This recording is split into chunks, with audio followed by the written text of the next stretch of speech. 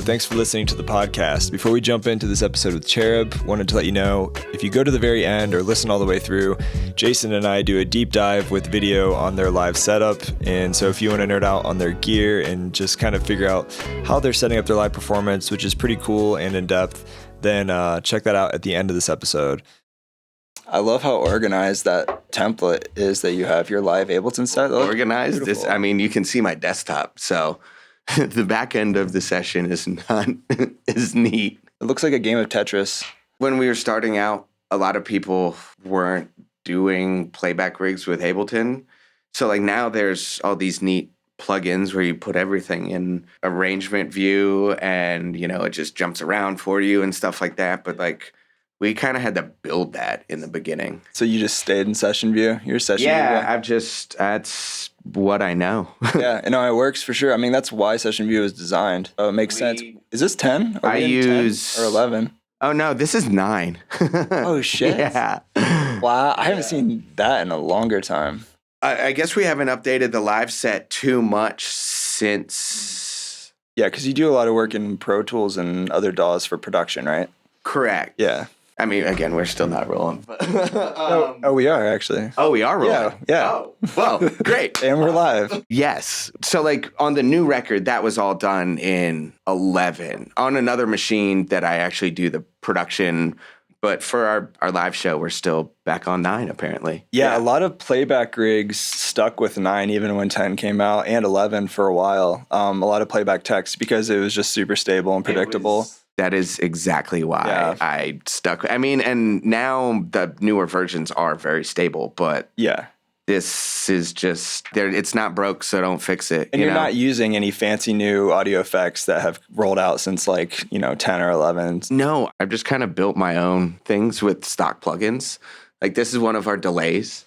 And, I've just through stacking of different stock plugins that are all very stable. Yeah. I don't have to worry about different VSTs crashing on me and stuff like that. I used to use H delay a lot and I love the sound of it, but it would go in and out and get a little buggy. And so I started just building the sound that I liked. That's the thing about VSTs is you got to really test the hell out of them if you're going to play that live, especially for crowd sizes that you guys are playing. If you're playing in a little bar, who cares? But if you're playing a big show, that's the worst. We recently, for this current tour, we slimmed down our live rig a lot just because the first half of this tour was all flying and it was just brutal. Yeah.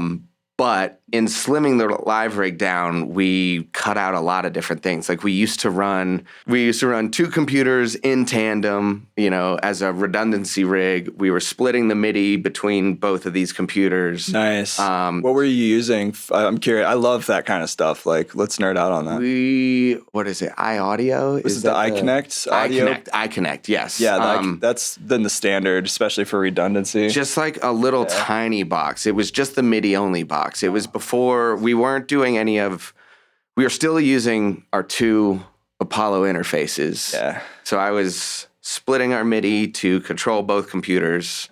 I still have a track for just outputting, a steady tone from the A computer. So that way, as soon as that drops, I was on some radial auto switchers that would, pop over to the other set of inputs. Yeah, that's the move. But in preparing for so many flights for this tour, we decided that hauling around all of that extra gear was just not worth it. Like we were talking about, Ableton 9 is very stable, so we haven't had any crashes. That's good. Yeah. That's what you want to see. Yeah, there are some fun new updates and features as far as live performance with Ableton Live 12, but I honestly don't think, for me personally, it's that big of a reason to jump into 12. Well, I produce in 11 because I use a lot of the CV tools. Okay. Because I have your modular stuff. I really like using the modular synths. So I have a whole bunch of that at home, and you can just, instead of going through a whole bunch of MIDI conversion and trying to get a whole bunch of gear to talk to each other, I just use an Expert Sleepers. The little, it connects as an interface, and I can just send CV straight out of Ableton into the modular. Nice. And then there is some repeatability with it, which is nice. But I know that that's not the ethos of modular synthesis. You know, you're supposed to get lost in the woods there a little bit, but that's half the fun. Yeah, you can. There's an element of control. So like, we don't often like start in weird synth world and then right off of that. Often Jordan starts with a drum beat either on an MPC or in Reason. We'll, put together kind of the skeletons of the song from there. And then that's when we'll really start to, this past record, we've been taking it into Ableton, starting to record the record from there. Nice. And that's where, a lot of synths, guitars, different things like that get laid on. And at that point, that's when I add the little modular twinklies. Yeah, dude, people love the twinkles. So the control is a good thing to have there. There's a hidden feature I want to shout out for people listening who are also modular nerds. If you go into the settings of Live and then you go to link tempo MIDI, there's an option that you can click show resync button in 12. And this like resyncs your MIDI clocked hardware.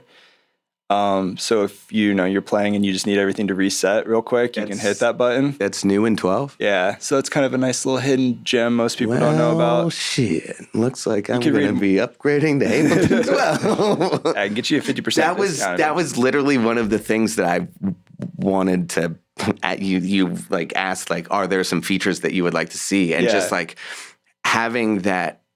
It's a nice little hidden. Nobody knows about it. You got me good there. Yeah, that with CV tools is really clutch. Yeah. Well, but being able to resync without actually restarting the whole thing, because I like to use that as a bridge between CDJs as well. Oh, nice. So without having to like hard stop and start something to resync things, like you kind of need to nudge the modular gear a lot. It could be annoying too. That's really cool. That falls out of time. Nice. Yeah. That's a fun little pro tip that Ben Casey, shout out Ben, he works at Ableton, showed me. I was like, I don't think anybody knows about that. Well, I'm glad I do now. Yeah, and now we do. The more you know. Exactly, dude. By the way, new album. Full of bangers. Thank you. I love it. I was listening to it nonstop the last 2 days, and it just came out with you and Jordan. Yep. Jordan's here in spirit. I think he's at the gym running right now. Is he? Oh, yeah. He likes to start his day, get a little sweat on before the show. Yeah, especially in this elevation. It's a good time to work out. Like you'll get jacked. I mean, it's the mountains. It's a great way to sink the brain, Exactly. You guys met at MTSU. Yes. You both lived in Nashville in the early days for a long time. Yeah. So we met Middle Tennessee State University. It's right outside of Nashville. Okay. So to make it easy, I claimed Nashville the whole time through. Sure. Technically, we met in Murfreesboro. We both started school in 2006. Jordan went for a year. I went for like 6.5. You're super, super senior. Yeah. Me too. I had a good time. I had a really good time. But yeah, we were both there for audio engineering, playing in different bands and whatnot. Before Cherub actually ever existed, Jordan was producing for a group of rappers called Ivy League, Dev and CZ. Jordan was producing all the tracks. He invited me to DJ with him, opening up for Jizza of Wu-Tang Clan on campus at MTSU. So that was technically our first live performance together. That's a pretty legit first. It was pretty awesome. That's amazing. From there, like they stopped making a lot of they didn't really stop making a lot of music. Jordan started recording demos solo. People, moved away and whatnot. He had a lot of time on his hands and he started to teach himself how to sing. And he recorded that first batch of demos. I had been playing with a psychedelic folk rock band called Burroughs. And then after we all kind of stopped actively playing, I was just DJing a bunch on my own. Okay. I had an old roommate that had taught me how to DJ out of Ableton. It's a good roommate. So I was, along with DJ sets, I was producing stuff and then also bringing out drummers and keyboard players and more guitar players and things like that. And so Jordan had this first batch of demos that he kind of came to me and was like, what should we do with this?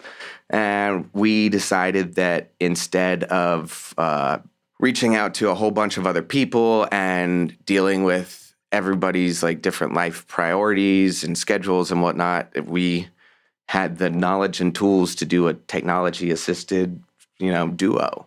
Cool. And we called it the unfuckwithable. As long as he and I are on the same page, we're good to go. Everything else can fall into place around that. And it's, 15 years later, here we are. Happily ever after, man. Yeah, you guys... Ableton brought us together. It does that for a lot of people. It's actually funny because I wear this Ableton hat a lot, and it's amazing how many people are like, oh my God, dude, Ableton. It happens all the time. It's really a family. As far as like your production work, what are some of your strengths like with each other? Like, how do you guys play off each other in the studio? Well, I mean, we really, since day one, kind of like the way I was just describing we came together, we've always had kind of a yin and yang relationship. Yeah. Jordan really leads the way in the studio. He writes the majority of the music inside of Reason, or at least the base skeletons for the music before we start to, add the little bells and whistles and flowers and sprinkles and sparkles and all that sort of good stuff. Yeah. But when it comes to turning it over into a live show, that's where Jordan turns it over to me, and it's always been an Ableton-based process in the live realm, because it's just been the way that I've known how to get these ideas across, as opposed to trying to do something with just a stereo playback of things and like make things sound natural. We can have everything have its own space in, acoustic world and keep things separated and run things out in stems and keep our vocals treated differently and do all these different things that we would not be able to do without it. So yeah, because you guys both sing, right? We both sing. In live worlds, we try to keep things we've always tried to keep it pretty rock and roll. Jordan is the lead singer. I sing the whole way through the set. We're both playing guitar. I play bass for the majority of the set. You look like a bass player. Hell yeah. Yeah. Hell yeah, I'll take that. I used to bring a modular synthesizer out on stage, but it's just, I'm talking about slimming things down. Yeah, it's not fun to take on a plane. Yeah. I mean, it flew. It definitely did. We had a case for it. But now that lives at home. Yeah. We did 2 years of tour as a full live band.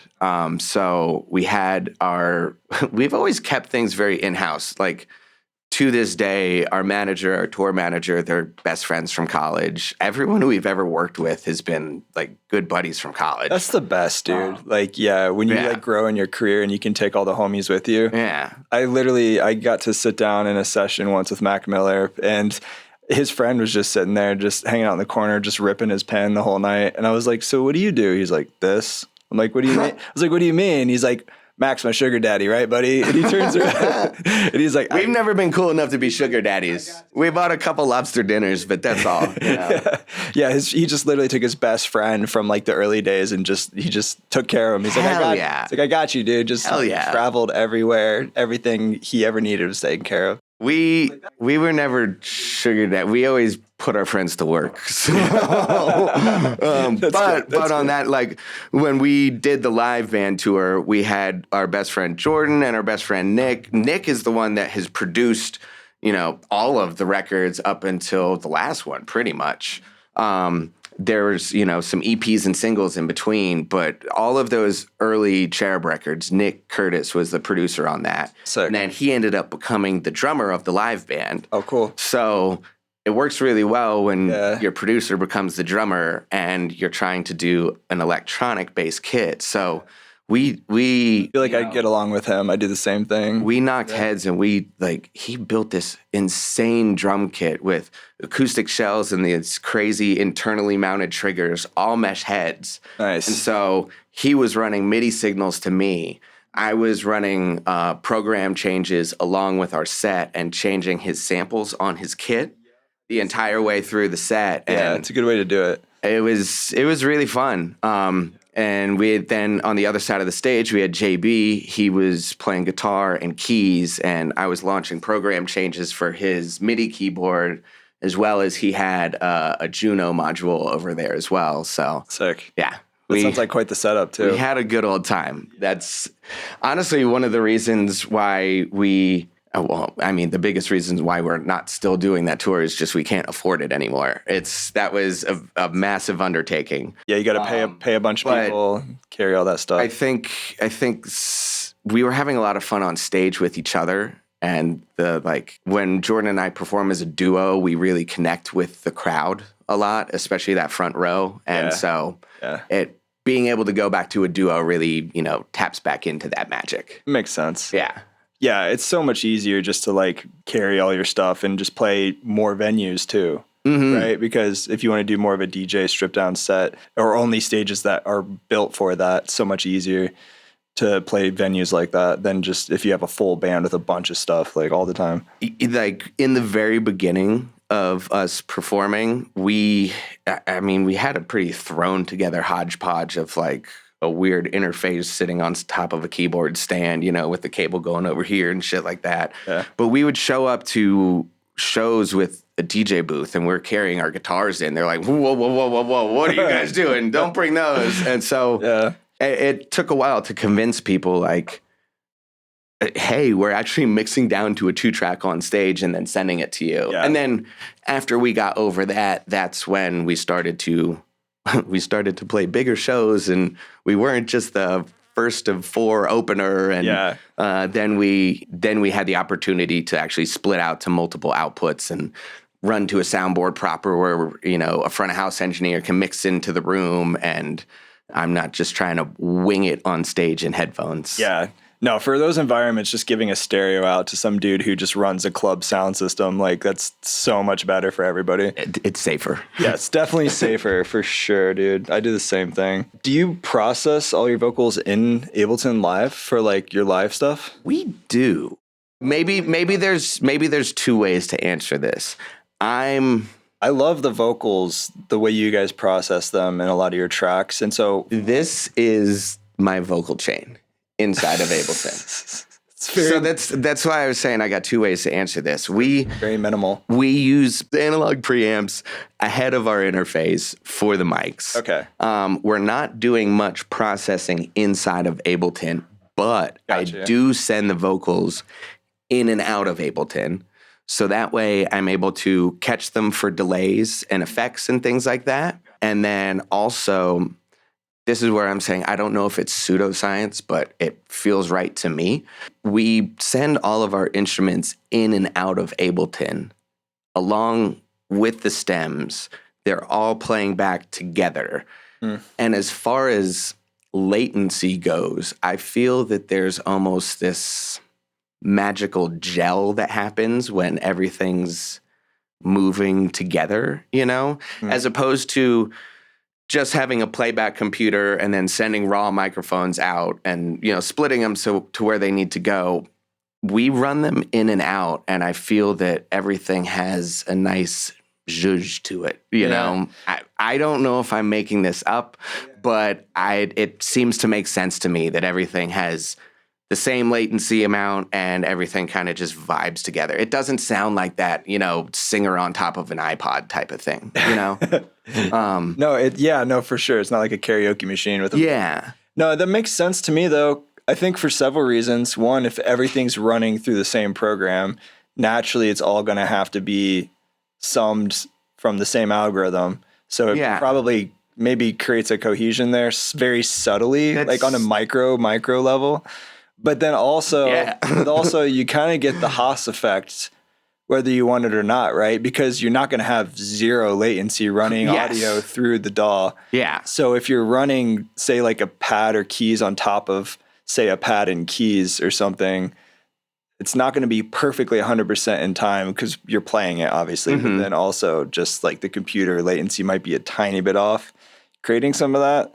So I don't know. I think it makes sense. Yeah. It makes sense to me. It's definitely the way that we've always done it. The only concern I have with that is monitoring issues, because then that spikes your CPU. The thing that spikes CPU with Ableton Live when you're performing live the most a lot of times is just monitoring audio real time. I'm down. I typically stay between 12 and 18%.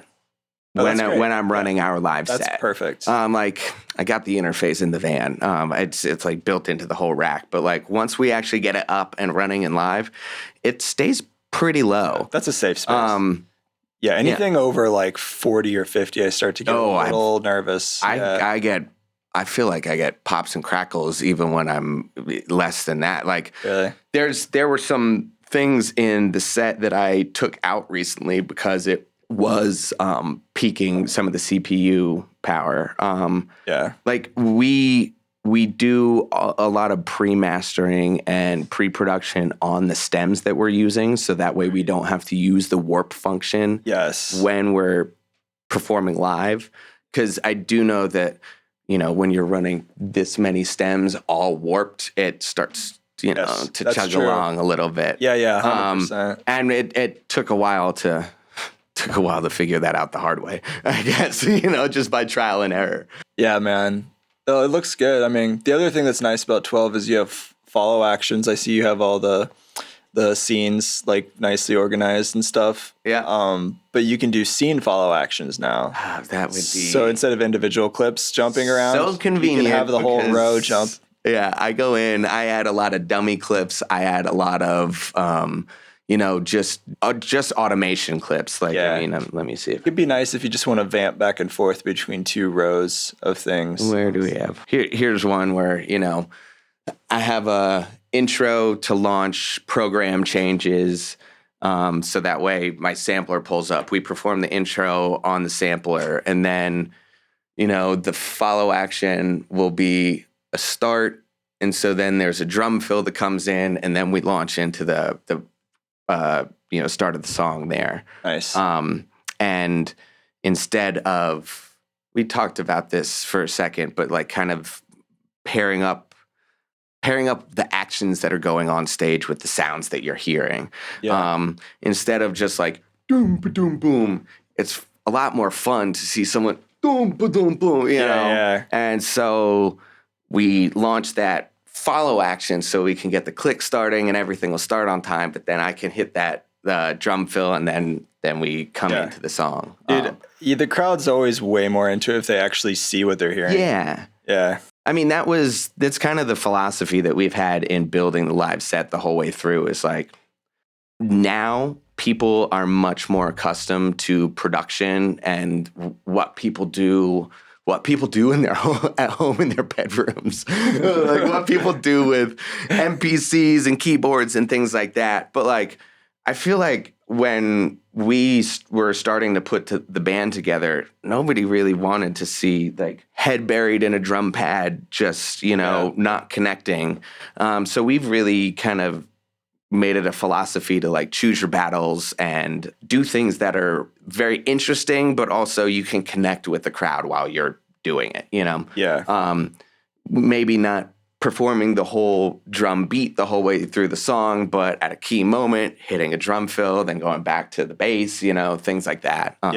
Just to make it interesting. Definitely. Yeah, it's been normalized just to be a fist pumper in a lot of electronic dance music now for DJs. I mean, don't get me wrong. I do plenty of fist pumping. Yeah. And I have a lot of fun doing it. Yeah. No, I love a good fist pump if the music's good. Like, you got to get into it regardless. Hell yeah. Yeah. Show off your dance moves. Oh, I don't have dance moves. I just, I don't know about that. I've seen videos, dude. You get down. I think I saw a stage dive once. As far as live stuff, any crazy live stories playing shows? I heard you got shingles and had to play through that on tour. Oh, shit. Yeah. That was... How was that? Not fun. Doesn't sound not fun. Not advisable. Get sleep, drink your fluids, get your rest. Take care of yourself. Damn. Yeah, that was... Yo, I want to give a big shout out to Baby Audio real quick with their new plugin called Techno, Tekno. It's a drum synth that basically takes all those classic drum machines to the next level with a more modern sound and design and an easy user interface. Techno packs 18 different drum engines, so you can go from vintage grooves to full-on futuristic percussion sounds. You can dive deep and shape every sound yourself, or if you're in a rush, just hit the preset randomizer, get some cool, fresh, new random ideas. They also built in these humanized features, so every hit feels a little bit different, less robotic and less programmy sounding, and has kind of an organic feel to it. Right now, it's on sale for 39% off, so you can grab it for $79 at Baby Audio, or just give it a free trial test run. And check out the link in the show notes to give it a run for yourself. We were down at South by, I think it was our first South by Southwest. We were down at South by Southwest, and after we left there, I thought I had a spider bite on my back or something like that. And then 2 days later, I'm like, nah, something's wrong. Where were we? We were in Birmingham, Alabama at the Bottle Tree. And I just remember being in so much pain during that show. It was not fun. But we played, and we had a good time. It's the same virus that causes chickenpox, right? Yeah. Is it what causes it? Just stress, or like just wearing your body down? Or it's the virus, though, right? Yeah, it's stress, being worn down. Ugh. Technically, young people are not supposed to, be as vulnerable, but ChatGPT says the risk increases with old age. Yeah. Are you calling me old? No, ChatGPT did. Not me. But yeah, that sounds awful. Ugh. We've had some goofy stage stories. Like Jordan and I were talking about it this morning. There was one time we were in Bellingham, Washington, and as we were sound checking, one of the guys at the venue, I can't remember what his role at the venue was. He was downstairs just like ripping it on jazz flute. Just like is it Ron Burgundy? Dude, better. He that's pretty good. He had like long flowing hair. He was just, we were like, we need to invite him on stage to play with us. And so we did. And we were like planning to have this full like Jethro Tull moment. And as he was like coming up to join us, I don't know what happened. I've never had this happen ever again. But all of our gear, literally, it started screaming. It was just like, just this awful, sustained, screeching tone. Everything crashed. Everything stopped. Like my whole rig went. The computer didn't even crash. It just started making this crash. I don't know what was going on. I couldn't repeat it. That's like weird. To this day, I don't know what happened. I just shut my laptop, yanked the power. I was like, That's it was crazy. bad. So we rebooted. He was spooked. He didn't join us after that, but that's weird. I mean, we had another one at Bonnaroo where we were playing. It was 2014, and we were getting ready to go on stage. We're like, yeah, we're going to do this epic intro. So we get on stage. We start busting bottles of champagne, like, before we even played. Again, I don't know what happened, but the rig crashed. And so we're sitting there. Jordan's like, let's go. I'm like, what's going on? And so I'm rebooting our system as we're letting this song just play on and on and on. Yeah, that was a stressful one. A very long looped intro. The other Bonnaroo one, the next year, 2015, we had done the Super Jam at Bonnaroo.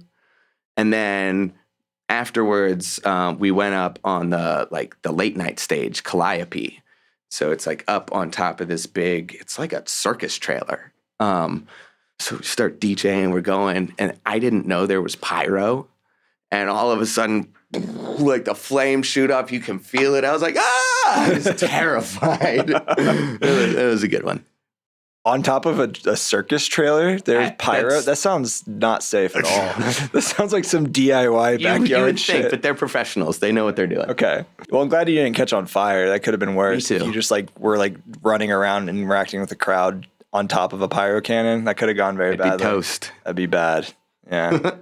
Okay, let's maybe nerd out a little bit. Some more Abletons. A lot of nerds. Yeah. A lot of nerds on this podcast. Love it. We talked about features you wish Ableton Live had. Is there anything specific? That's a question I like to ask people a lot.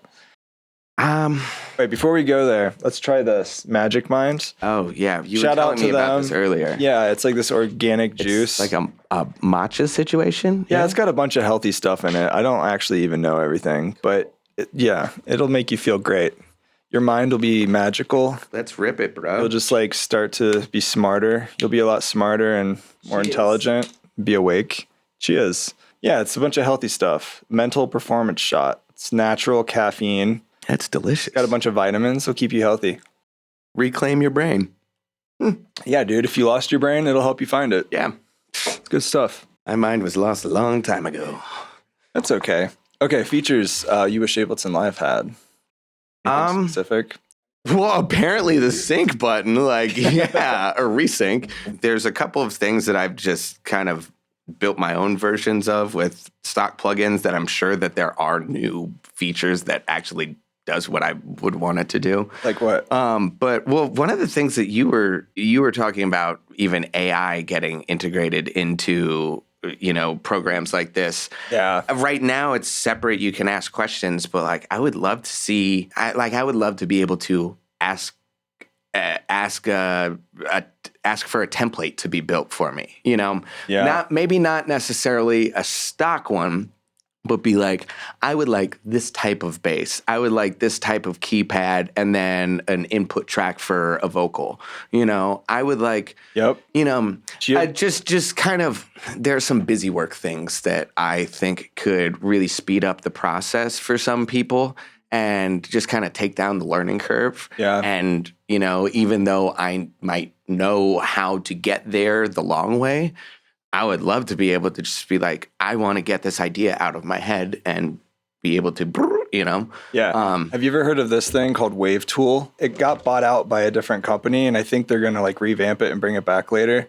But it is an AI DAW front to back. You can prompt it and type it. You could be like, hey, I want you to create an 8-bar loop for like an R&B rap vocal or a drum track or whatever. It'll just bust it out for you and does all of it. I'm a little bit, it's pretty crazy actually. And then you can edit everything. Man yelling at the sky. Like I have friends that use tools like this, and thinking about something like that built into Ableton, which is something I know very well. Yeah. Yeah, that's exciting. It's very cool. It's pretty wild. I think this is really the future. I'm definitely not in the school of thought that like AI is going to destroy music. I don't think so. You know, that'd be like saying drum machines destroyed music, but like drum machines opened up a whole world. They were supposed to be made to practice with, you know, but instead people took those tools and they created entire genres of music. I'm very curious to see once the initial shock wears away, like how people use these tools very creatively, you know, whether it be speeding up workflow, whether it be getting ideas out that your hands might not necessarily know how to do, but they're very unique ideas that are trapped in somebody's head that like deserve to be heard by the world, you know? I think it's not as scary as a lot of people think, and it's going to open up a whole new world of creativity for people. Some people act like Ableton's AI or like an AI Ableton's going to be like Terminator. That's not the case at all. It's like literally, I think, going to make our lives easier. We can work smarter, not harder. Like when digital plugins first became a thing, you're like, what is this blasphemy? Like having this digital soft synth on the computer now that I don't have to like buy and play the hardware. Like, yeah, but now some people are like, you take 2 amps around with you. It's like, what? When did the swap happen? You know? Yeah, for sure. I think like the stuff that's going to be the best that I'm most excited about is like the workflow improvements. Yes, where it's just like, I want this to happen. Boom, it happens 10 times faster than I could figure it out on my own. Like for me, a huge one would be just organizational and like file naming and file and folder organization. And that's honestly, that might be something that is happening in newer versions of Ableton that I've not caught up to yet. Yeah, well, we're looking at 12.3 right now, which is in beta, which is coming out pretty soon. And there's a lot of things too. This isn't AI, but they have Splice integrated now inside of the browser. That's sick. So you can tap into Splice. I don't know why it's not loading. And then you've got similar sounds now, which a lot of people probably know about. But if you're looking for a sample, say for like a kick, you just type in kick, like here's a kick.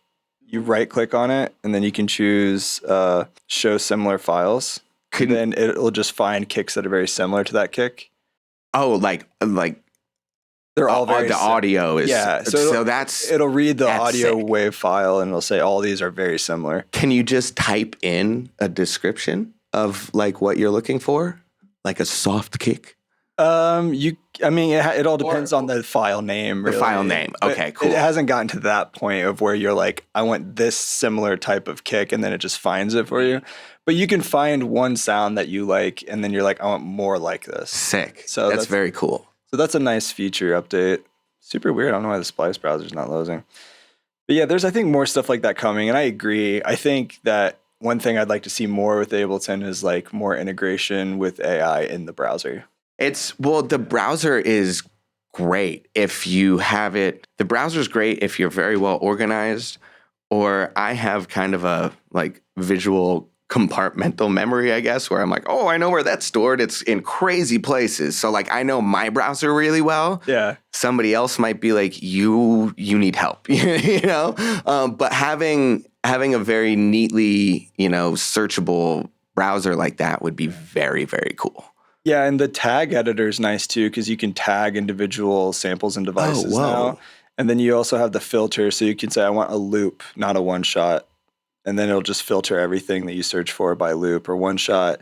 Or you could choose by format, VSTs. Do you want an instrument? Do you want an audio effect? You can get pretty deep into there. So that's well on the way to what I was kind of describing as ideal. That's sick. So they're making like subtle improvements like that. I think they're getting better, but I think the next phase is having something more like AI.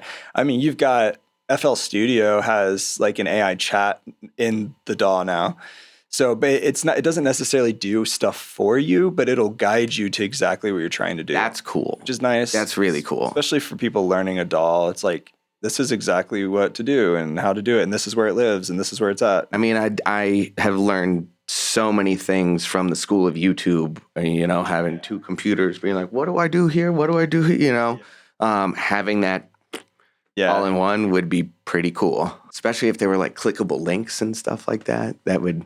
Yeah, this guy built with Claude, the AI model. He built a script that runs in Ableton Live that actually does the actions you tell it to do. Oh, so there is kind of... Yeah, it's coming for sure. It's on the way. It is on the way. Yeah. Wow. It's doable. Cool. But there's only so much that's accessible in the API and arrangement view. The way that arrangement view is actually built in Ableton is pretty archaic. Like if I could ask Ableton to pull up CV tools and tune my synth for me, and all I had to do was patch it, that would be awesome. That would be interesting. That would be awesome. It would be cool. Well, yeah, because it could tune it from CV tools then, right? CV tools can tune, but it's just a multi-step process to get there. And if, I could be like, boop, boop, boop, that would be pretty awesome. I don't want to say too much, but I am working with somebody that could be really interesting to do that kind of stuff. So sick. We'll see what that looks like. Put it on the list. Yeah, I'll definitely put it on the list. Plugins outside of Ableton, like favorite stock plugins, VSTs that you guys like to use for your tracks production? So when we're producing, we use a handful of UAD stuff, and I use some of that live. We use what is it? Echo Boy, the Sound Toys stuff, like Love Little Sound Alter Toys. Boy. Love Sound Toys. Have you played with the new Space Bender? Oh yeah, we did. We were playing with that some on this record. That thing's so sick. We do a lot of pitch shifted vocal stuff, and we prefer to do it kind of the old school tape technique. We will, bounce a stem, pitch the stem, perform in the new pitch, and then in Ableton bring the key back down and then adjust the formant a little bit, and that's how we get that sound. Okay, say that one more time. So let's say I'm making a track. If we decide that we want to do a low-pitched vocal, we'll often bounce an early demo, mute all of the tracks, and then re-import that bounce track. Pitch the bounce track up 4 steps or 7 steps. Sing in a new key, and then mute that demo stem. Okay. Re-pitch the vocal to the original key. Nice. And then it's, instead of just pitch shifting with, something like Little Alter Boy or live, we use Roland VT4s. Yeah, I've heard that too, because it definitely messes with the performance of the audio. It'll sound different. You get slightly different performances, and it also just has a different sound and feel. I often find that pitch shifting a full octave is too much. So this allows us to preserve the audio quality more, basically. Preserve the audio quality and melodically preserve the take but go down 4 steps. Got you. So it's like just slowing down a tape machine. Yeah, I mean, because I love the way you guys process your vocals. It's like pretty unique to you. Although the stuff you're doing it's not like nobody else is doing that, but the way you just dial it in sounds really cheruby. Thank you. I mean, honestly, a lot of that is just Jordan and the way he sings. And I mean, I definitely, in my vocal contributions, I have learned to sing in different voices for Cherub to properly support what we're doing and whatnot. And you guys have a signature sound for sure. Like I could hear a track and be like, oh, that's them. Thanks, man. Yeah. Which is hard for, I think, a lot of artists to eventually find that for themselves, I think it comes from just winging it and doing what feels right. Neither of us are very classically trained, so we just kind of go on feels first. Yeah.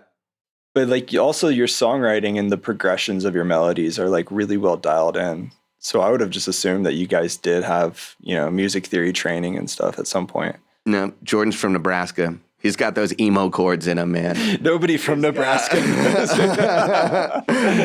He's got a great ear for chords and melody. We both really like, a dramatic, moody, melodic shift in things. So like a lot of the times he'll have something going, and then whether it be a background vocal or just like, that one bass note that really just drives the last chord change in or something like that. Yeah. We are always a sucker for that. And so that's something that works into the music a lot. Yeah. Well, it definitely shows. You talked about a lot of vintage synths. You want to like name drop any favorite drum machines or synths you guys use? Like we collected MPCs for a while.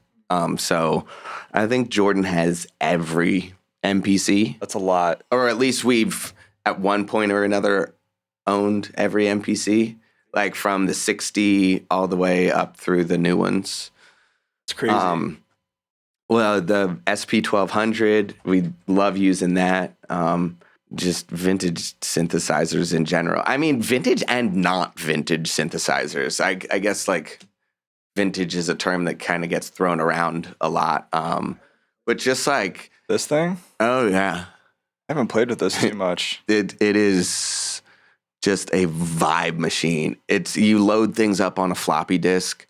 Everything that comes out just sounds perfectly dusty. It's great. Nice. And it's also got a very signature punch to things when it comes out. I don't know if that's whether it's the A to D or just like the compression that comes out of it. It's like things just sit perfectly in the mix straight out the box. Like you don't really have to do much massaging to get them to sit in and be nice and punchy. You just like route from the DAW into this and then back in, or no. Like he'll sample directly into that. Okay. Or load things up that were already on floppy disks. Like we've got a giant box of floppy disks that has, somebody at some point went through and loaded them all up. And, oh, damn. This thing's going for $7,800 right now on eBay. They ain't cheap. No. Just buy 5 of them. That's fine. That's crazy. And they're like, there's great new modern emulations of them. But oh, really? Yeah, okay. There's just something. I think one of the reasons why we like using that stuff is it's very inspiring. Just to have this thing in front of you, you have a lot of physical limitations. Like Jordan really likes using the OP1 recently. Yeah, those are cool. Just because it's your limitations makes you more creative inside of the box within which you're working. So true. That is very true.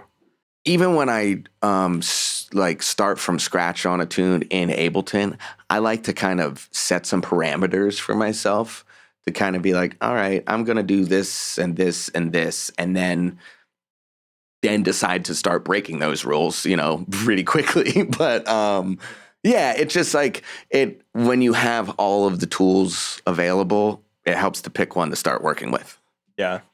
Yeah, the OP1, it's crazy how big that blew up. Oh, yeah. The OP1 seems to be something I hear a lot on the podcast. He just got a new one. It's the OP something. They're not cheap either for this tiny little plastic They're so powerful thing. There's a lot you can do with it. Yeah, he just got a new one that has a microphone on it that it can like do a bunch of vocoder stuff. Nice. So he's been rocking it in the airport. And That's sick. Yeah, it's pretty cool. I didn't know that this had like an input, so you could. Oh yeah, they're like people sample with it. People use them as a front end for modular systems. It's like I didn't even realize that. So there's a mic in this then. Yeah, they are. Okay, that's cool. I didn't realize that. I played with one for like inspiring maybe 10 little minutes. boxes. Yeah, that thing's pretty sick. Has a CM15 microphone. Oh, these are like add-ons? Yeah, so I've been curious about these too. This one in the middle is like a recorder.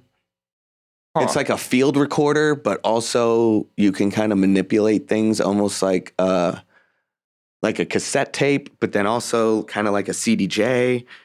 Interesting. That's fun. I use CDJ and not record player because it does not spin, I don't think. Or maybe it does spin, and maybe I'm wrong. I don't know. I've never actually played with one, but they are very cool. Yeah, that's cool. They've got all these new add-ons that you can connect to it. I didn't realize that. Futures now. Yeah, but like the mixer see that like too. Toggle switch on the side? Yeah. You can no, not the knob, that thing. I think that like is a forward reverse playback situation. That's cool. Yeah.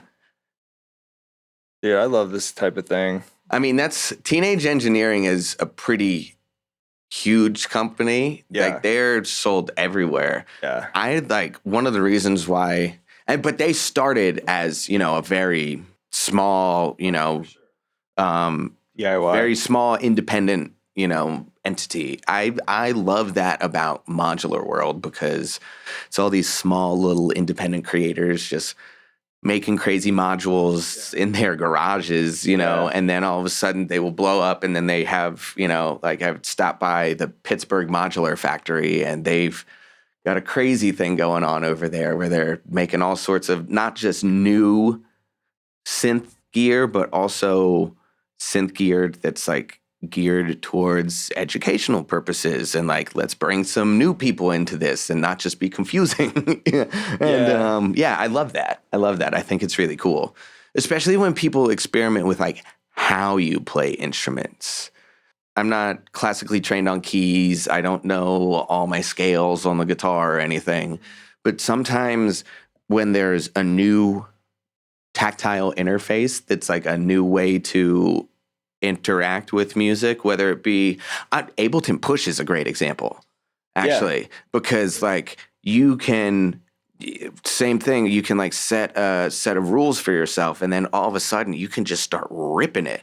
You can be as expressive as you want without being limited by, music theory knowledge. Yeah. And like me and my buddy Tom, he's a wizard on the push. He's really fast on it. And when we produce as Gooch Island Boys, we have a lot of fun because you can move through ideas really fast. Yeah, you can. And it's kind of a superpower in studio world, being able to like have an idea and then get it out. Yeah. And new interface tools that aren't necessarily like, it doesn't make sound. It's hard to convince somebody that something is cool that doesn't make sound.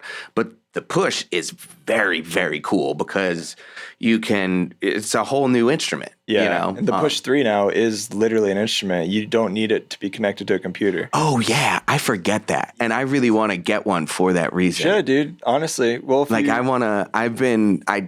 just got married. Congratulations. I've been spending a lot of time up in Vancouver, British Columbia, because my wife is up there. And nice. So I would love to take a push out onto a mountain and just have a time. Honestly, like, I did that I'm once. terrified to take a whole computer rig up there, but like that sounds like a lot of fun. The Push 3 is a little heavy, but absolutely, that's the best use for it. It's just like being able to unplug. Like I'll just sit in my living room completely unplugged with just my headphones on my couch and just jamming out on the Push. That's really cool. And like it's nice if you want to record with homies in the studio too and not take your laptop because it has an input, so it's an audio interface too. So you can run a guitar or a mic directly into it. That's sick. Record it. Also, it does ADAT. So you could have, I think it's up to 8 tracks or maybe it's 12. I'd have to double check that. You could run ADAT, so you could link it with like your Apollo or something and expand the ins and outs. So I'm like, I just talked about slimming down the live rig. This could be a really slim live rig. That would be pretty slick. Sure. When it first came out with the firmware, I was a little nervous to use it with some hiccups and bugs for live performance. But I think with the final release of 12.3, they've ironed some of that out now. I kind of just want to try it. Like, that sounds Got one at my house cool. while you're here. If you want to play with it, you're welcome to. But yeah, I like my Push 3. I need to spend more time with it. I was a Push 2 slut. Like I played Push 2 on everything and all my tracks. And the 3 came out and it's a little bit different, like the layout. So I have to kind of relearn some of it. But I just literally take my Push to my drum studio when I track and record, plug it straight in, and I record all 5 microphones into the Push. Because it does have an internal hard drive, doesn't it? Yeah, it's a computer, basically. Yeah, it's got an Intel chip in it. I mean, this is the second time now that my mind is being blown. I'm like, yeah, and I need to step the game up. Yeah, the Push 3 is sick, and the actual pads got upgraded. Yeah, so they're like so much more sensitive and has MPE in them, and it's like it just feels nice. Cool. Also expensive. I mean, if you come to the Ableton event November 9th, you get like a discount if you want to buy one. Noted. Yeah, I'll hook you up. What time is it? Let's see. Other questions. Was there anything else that you wanted to connect on or chat about? No, not necessarily. I didn't come in here with any wild agendas or anything like that. I like Ableton. Ableton's been good to us. We're really happy and lucky to get to do what we do for as long as we have, and we're just really appreciative of everybody. So thank you guys. Thanks for being here and listening and checking out the new music.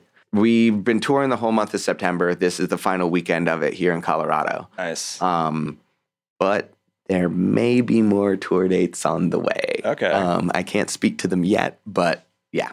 Dude, I'm excited to see you guys live. I have yet to see a Cherub show. And you should I've heard hopefully come out to one of these Colorado shows. I definitely will. Yeah. I absolutely will for sure. I'll bring my girlfriend. She's a fan.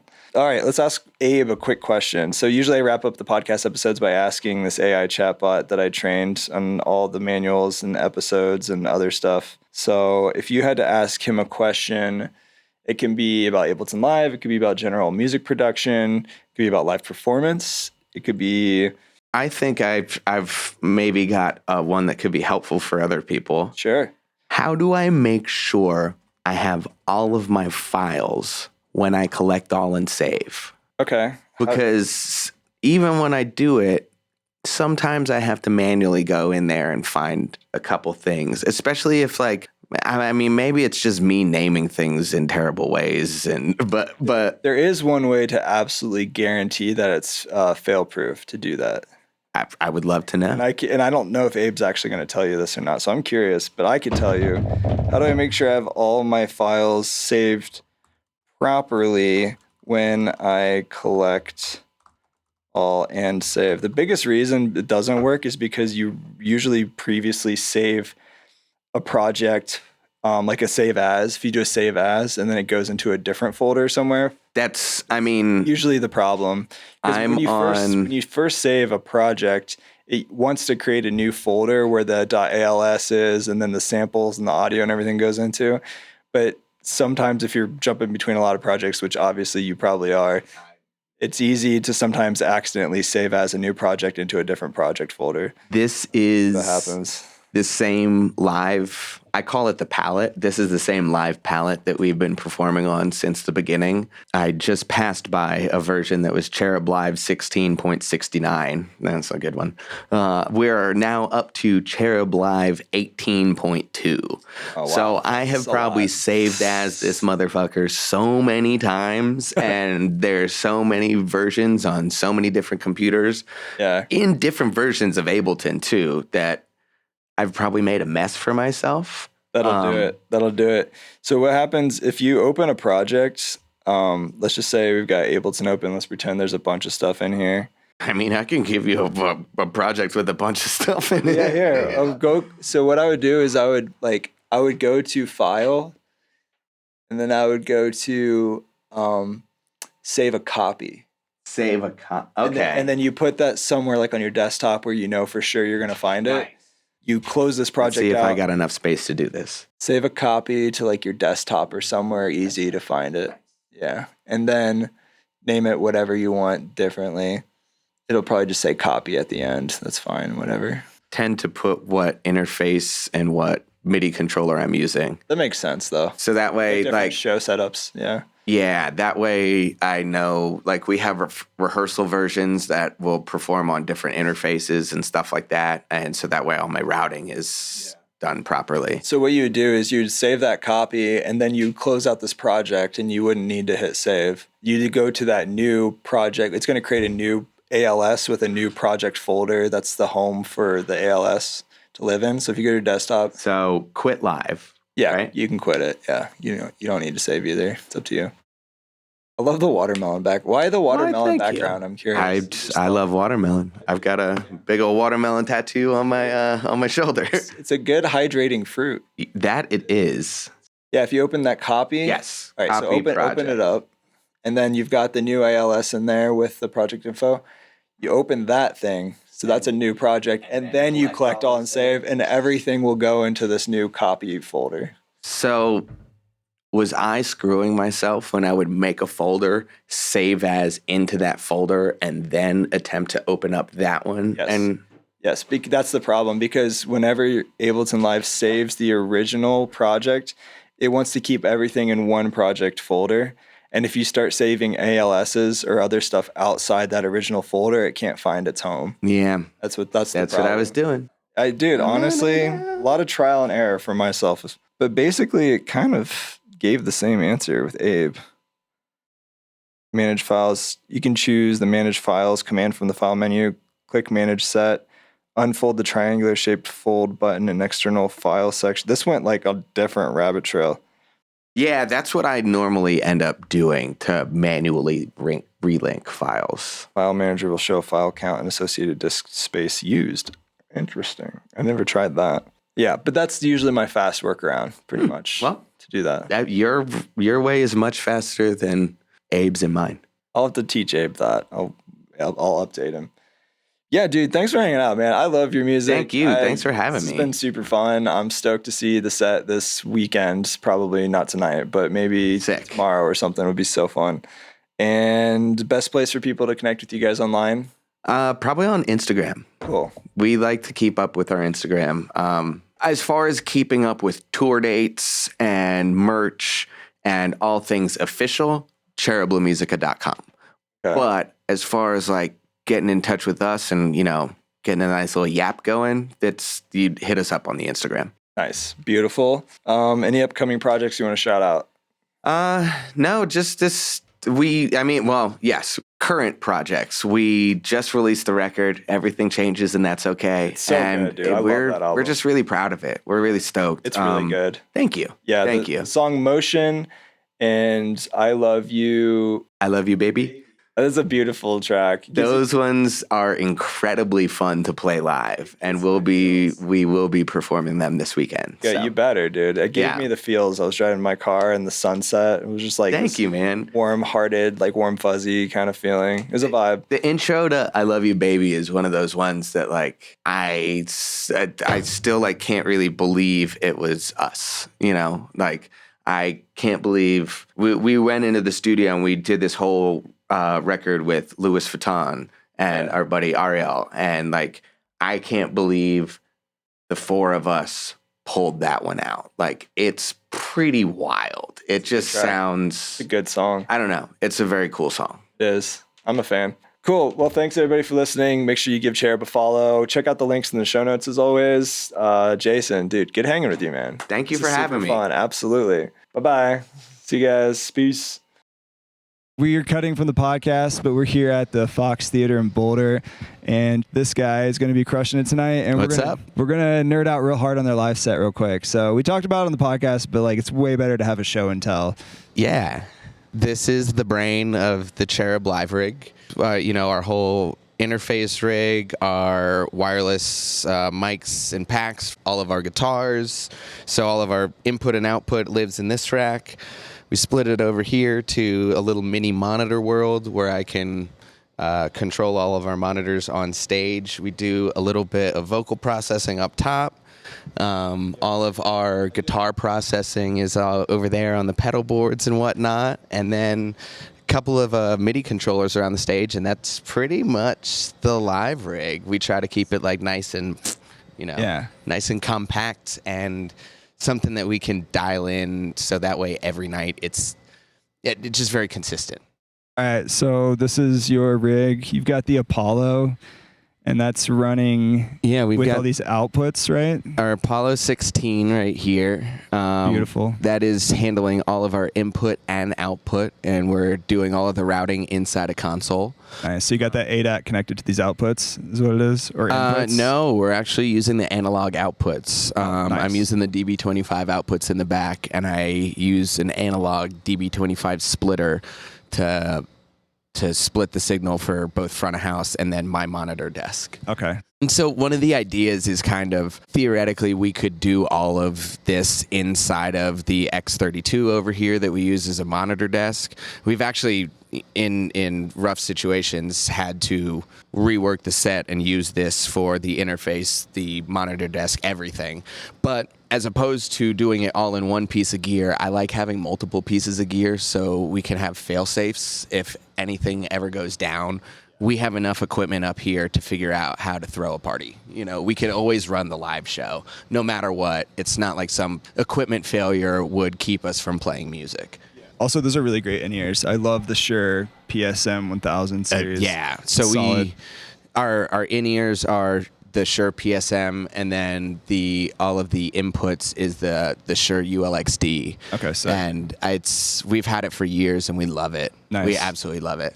And you guys are basically taking these inputs and things, and then how much control are you giving front of house versus how much are you actually mixing yourselves? Well, these 16 outputs right here, this is all for front of house.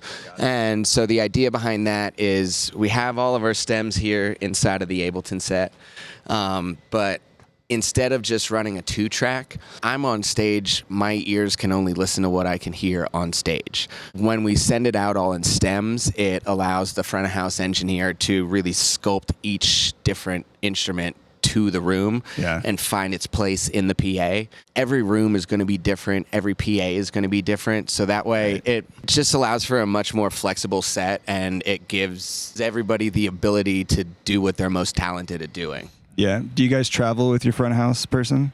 We haven't been traveling with the front of house engineer on this tour.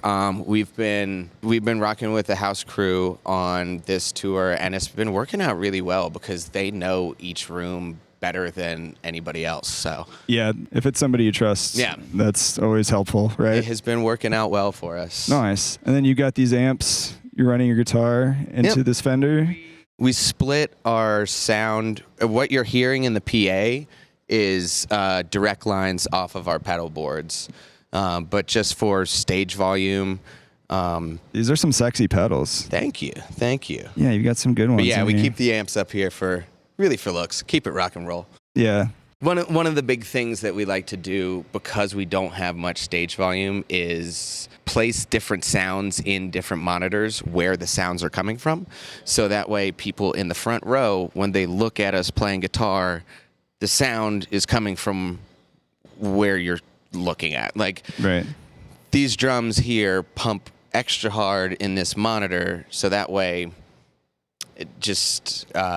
auditory location, it allows people to look with their eyes and then hear what they are seeing.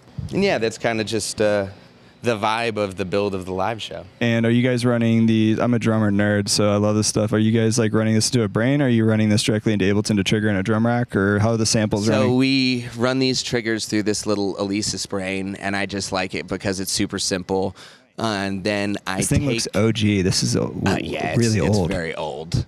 She's still running though. Yeah. She's going strong. But then I take the MIDI signal via USB into Ableton, and I have a series of drum racks that I'm doing program changes to launch different drum racks and for each track. So each scene is just launching like a dummy clip, basically. And then like over here on, over here on the MPD, I here you can kind of see it jumping around on the screen.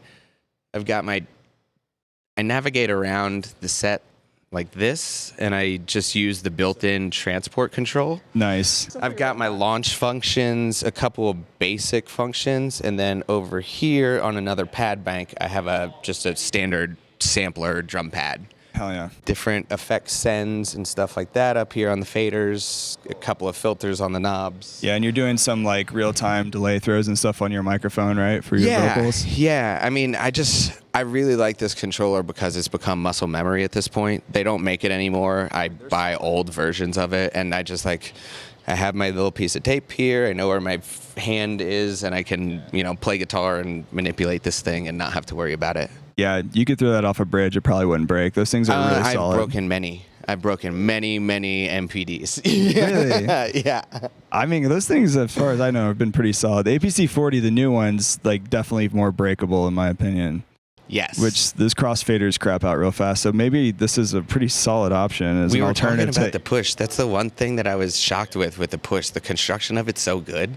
Yeah. I think you really could throw that one off of a bridge. I would not dare throw this off a bridge. Yeah. Although we probably have. Well, thanks, dude. Thanks for nerding out on this live set. Definitely. We'll see you guys next time. See you guys in a bit. Peace. Catch Cherub live. They're so sick, by the way. Hey, this is Dan Giffen. I make music as Philia. Thank you so much for listening to the podcast. If you don't hate me or the podcast, please leave a 5-star review or hit that follow or subscribe button, whatever you're listening on. Make sure you give this guest a follow. Give them some love for spending their time on this episode. If you want to be the first to get new episodes, check back on Tuesdays and also join the newsletter. I'll send you some extra cool stuff, exclusive events, some free downloads and other things.